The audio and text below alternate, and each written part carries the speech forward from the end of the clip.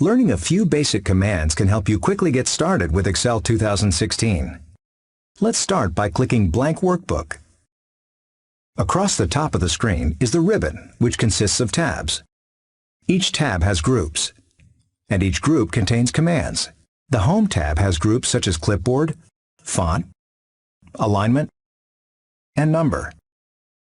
If we look at the Font group, we see it has a set of commands related to font settings. A new feature in Excel 2016 is the Tell Me box. If I need help with font settings, I can just type Font Settings in the Tell Me box. Then I can either choose one of the suggestions that comes up, or choose Get Help on Font Settings to open the Help viewer. I'll close the Help viewer for now. Just below the ribbon is the Name box and the Formula bar. The Name box is useful for seeing where we are in a worksheet.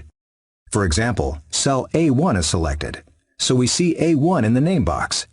If we select another cell, we see the address of that cell. For example, let's create a simple table showing vehicles and how much they cost. I'll type Vehicle and press Enter. Now I have a word in cell A1, and I've moved down to cell A2. You can also type directly in cells. I'll add several types of vehicles to the list. Each time I press Enter, I move to the cell below. Now I'll type Cost and press Enter. Next, I'll enter some cost amounts for the vehicles. Now I'll do some formatting.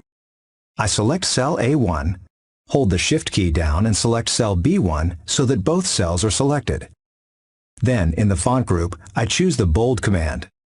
I select cell B1, and then in the alignment group, I choose the right align command. Now I'll sum up the costs. I click in cell B6 so that we're just below the list of costs. And then, on the Home tab, in the Editing group, I choose the AutoSum command. And here is where that formula bar comes in handy. I can see how the sum formula is written. If I want to edit the formula, I could do that here. For example, I can change the formula to calculate an average instead of a sum.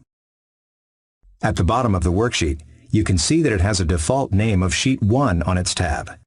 Notice the little plus sign next to that tab? You can click that to add another worksheet to the workbook. If you decide you don't want a second sheet, delete it by right-clicking its tab, then choosing Delete. To save the workbook, click the File tab. Here you'll see several locations, including OneDrive. When you're signed in, Excel adds OneDrive as one of your save locations. You can choose that, save the file there, and edit it later. Learn more at support.office.com.